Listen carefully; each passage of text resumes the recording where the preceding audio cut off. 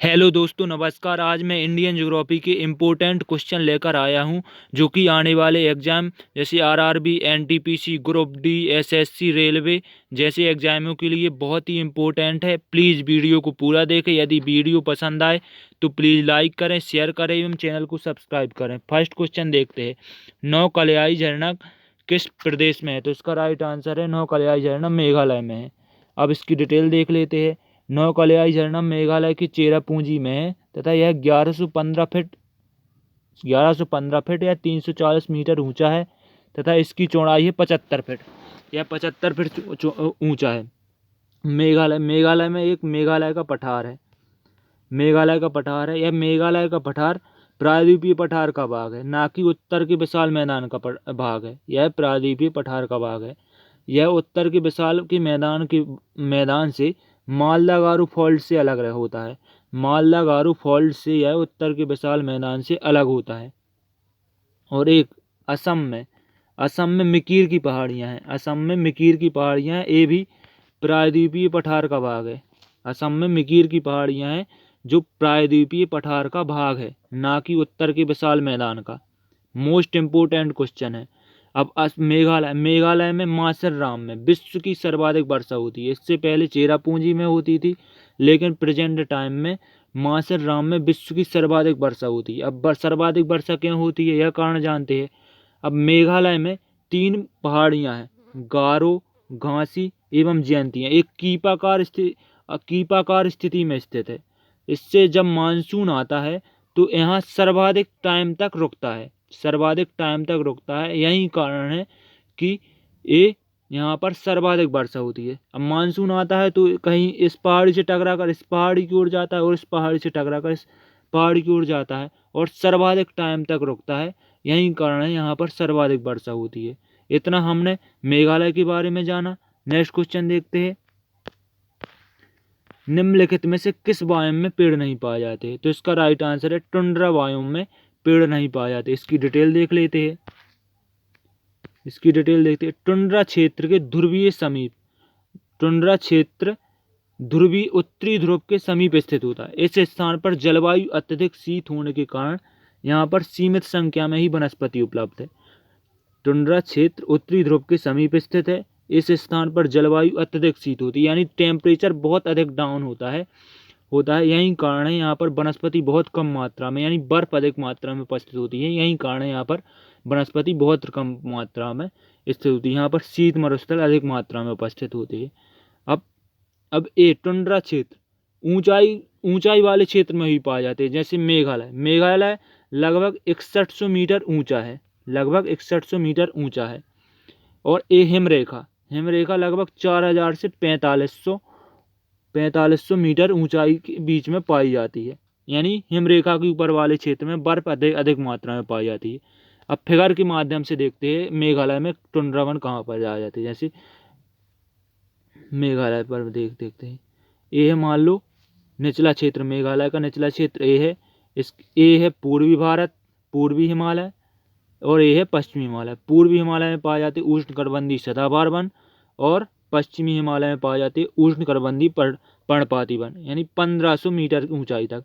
अब 1500 से 2500 मीटर की ऊंचाई तक पाए जाते हैं शीतोष्णकटिबंधीय वन।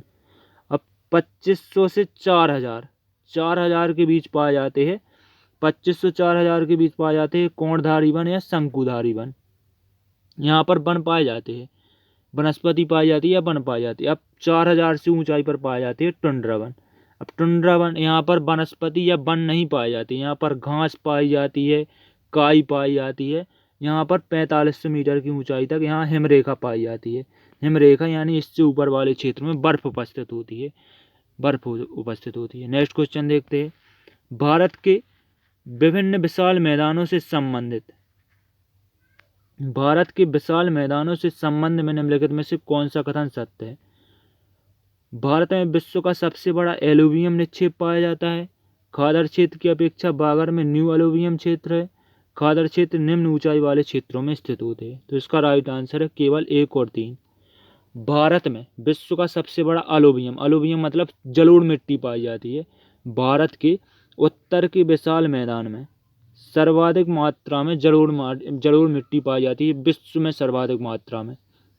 जलोढ़ मिट्टी का निर्माण कैसे हुआ? जलोढ़ मिट्टी का निर्माण हिमालय में बहने वाली नदियों द्वारा लाए गए सेडिमेंट यानी अवसादों द्वारा इन अलूवियम यानी जलोढ़ मिट्टी का निर्माण हुआ। हिमालय की नदियों द्वारा बहाकर लाए गए अवसादों की सहायता से जलोढ़ मिट्टी का निर्माण हुआ। अब जलोढ़ मिट्टी दो प्रकार की होती है, एक होती है खादर जलोढ़ मिट्टी, एक होती है बागर। खादर में नवीन जलोढ़ मिट्टी पाई जाती है। नवीन जलोढ़ मिट्टी क्यों पाई जाती है? क्योंकि यहाँ इस क्षेत्र खादर वाले क्षेत्र में लगातार बाढ़ आती रहती है। बागर वाला क्षेत्र वह होता है जहाँ पर पहले बाढ़ आती थी लेकिन अब बाढ़ आना बंद हो गया, यानी पुरानी जलोढ़ मिट्टी पाई जाती है यहाँ पर। खादर क्षेत्र निम्न ऊंचाई वाले क्षेत्र में पाया जाता है। अतः 1 और 3 इसका राइट आंसर है। नेक्स्ट क्वेश्चन देखते हैं। राजस्थान के कुल क्षेत्रफल का कितना प्रतिशत हिस्सा थार मरुस्थल में है? राजस्थान के कुल क्षेत्र का कितना प्रतिशत हिस्सा थार मरुस्थल में? तो इसका राइट आंसर है 60% हिस्सा थार मरुस्थल में। इसकी डिटेल देख लेते हैं। थार मरुस्थल विश्व के 10 बड़े मरुस्थल में आता है। यह मरुस्थल भारतीय उपमहाद्वीप में लगभग 2 लाख वर्ग किलोमीटर तक फैला हुआ है। अनेक वैज्ञानिकों का कहना है कि थार मरुस्थल का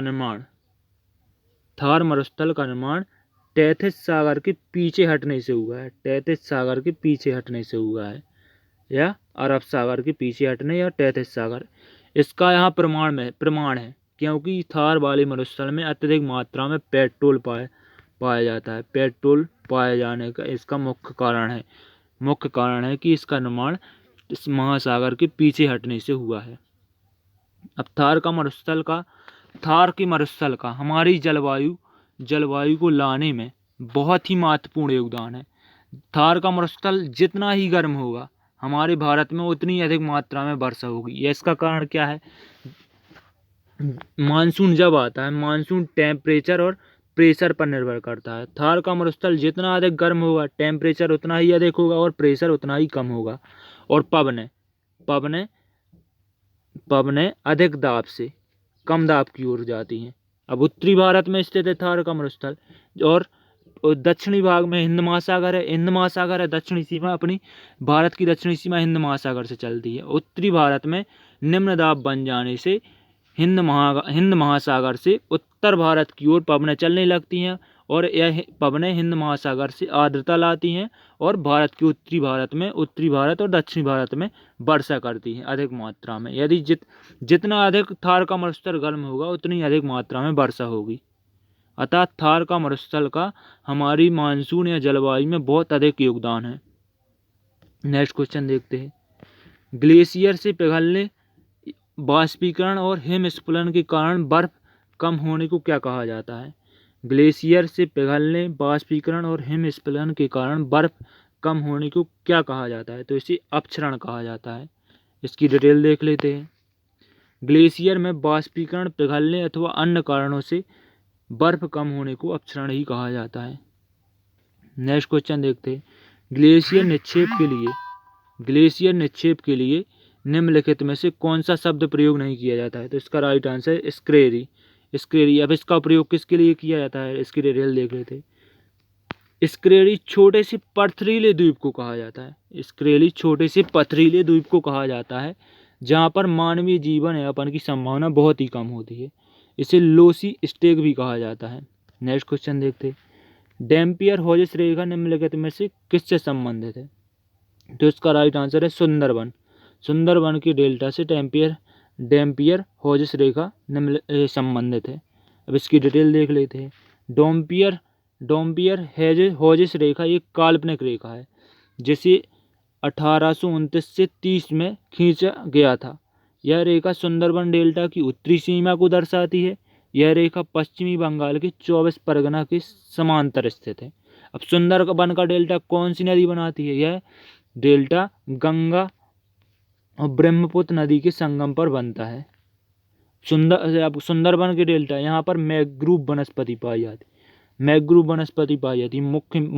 मोस्ट इम्पोर्टेंट क्वेश्चन है। मैं जितने भी फैक्ट बताता हूँ वो मोस्ट इम्पोर्टेंट है, प्लीज़ ध्यान से सुने और ध्यान से देखें। नेक्स्ट क्वेश्चन देखते हैं। उत्तर पश्चिमी पवनों के कारण भारत में क्या होता है?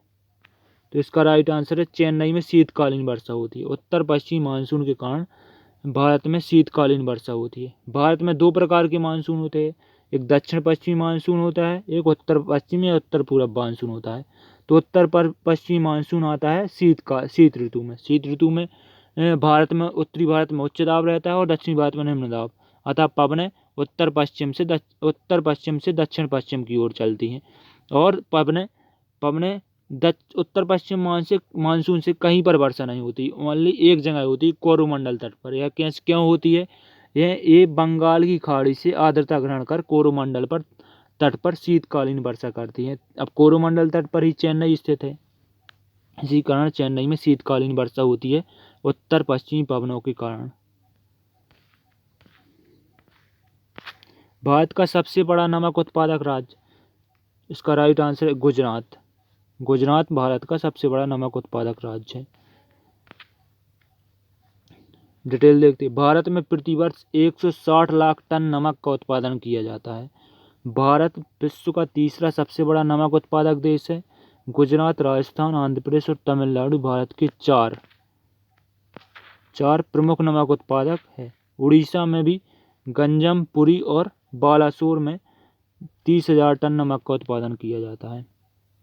गुजरात में अभी धनवंतरी रथ योजना चली है, धनवंतरी रथ चला है।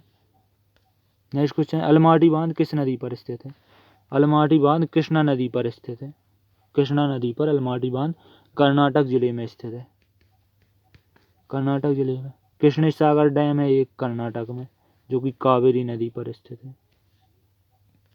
आज के मोस्ट इम्पोर्टेंट क्वेश्चन समाप्त होते हैं जियोग्राफी की।